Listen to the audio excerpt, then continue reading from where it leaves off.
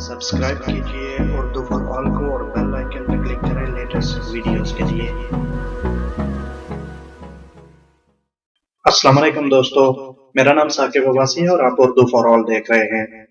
दोस्तों, जब तक पाकिस्तान की क्रिकेट टीम बाकी है, इस वक्त तक एक ऐसे शख्स का नाम हमेशा याद रखा जाएगा जो पाकिस्तानी नहीं था, लेकिन पाकिस्तानी टीम की नाकामी ने उसकी जान ले ली। दोस्तों, मैं बात कर रहा हूँ बॉब वोल्मर की। इसका असली नाम रॉबर्ट एंड्रयू वोल्मर था, जिसे बॉब वोल्मर के नाम से जाना जाता था। बॉब वोल्मर और पाकिस्तानी कौम में एक वाज़ेह फर्क था और शायद ये फर्क क़यामत तक रहेगा। बॉब वोल्मर ने 3 साल की उम्र में बैट पकड़ा।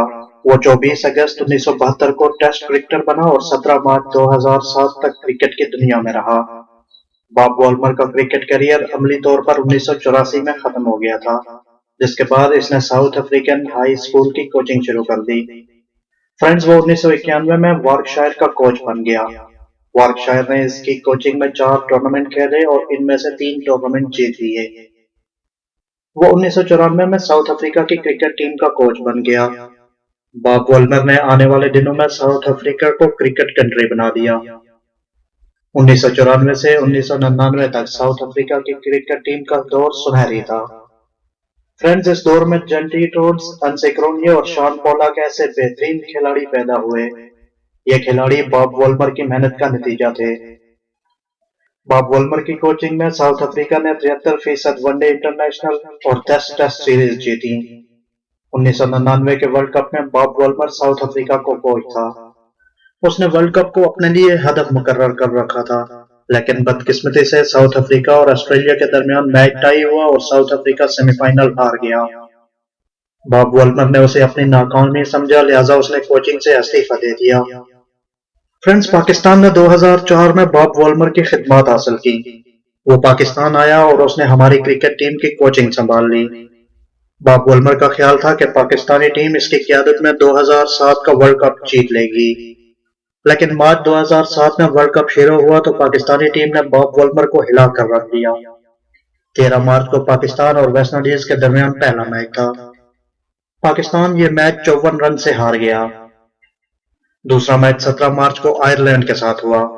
आयरलैंड तारीख में पहली बार वर्ल्ड कप के मैदान में उतरा था, लिहाजा माहिरीन आयरलैंड की टीम को बेबी टीम कहते थे। मैच शुरू हुआ तो आयरलैंड की बेबी टीम ने दुनिया की बेहतरीन क्रिकेट टीम को 132 स्कोर पर हरा दिया।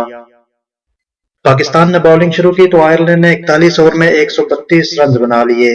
यूं पाकिस्तान बच्चों के हाथों वर्ल्ड कप से बाहर हो गया। मुबस्सिरीन ने पाकिस्तान की नाकामी को मैच फिक्सिंग करार दे दिया।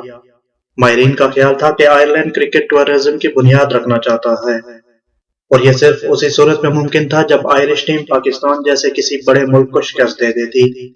चुनाचे आयरलैंड ने खजाने के मुंह खोल दिए। बॉब वोल्मर ने इस नाकामी को संजीदगी से ले लिया। वो होटल के कमरे में गया, कुर्सी पर बैठा।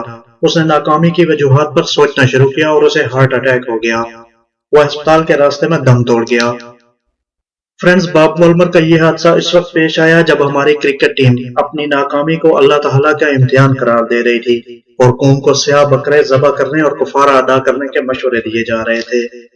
फ्रेंड्स, पाकिस्तान के शिकस्त पर एक बरतानवी कोच तो मर गया, लेकिन क्यों इंजमामुल हक और उस वक्त के चेयरमैन नसीम अशरफ के कानों पर जूं तक नहीं रेंगी? यह सवाल वो फर्क है बॉब वोल्मर को पाकिस्तानी कौम से अलग करता है। हम बुनियादी तौर पर शेख रशीद और नवाज शरीफ जैसे लोगों की कौम से ताल्लुक रखते हैं और इस फहरिस्त में ऐसे बहुत से लोग आते हैं।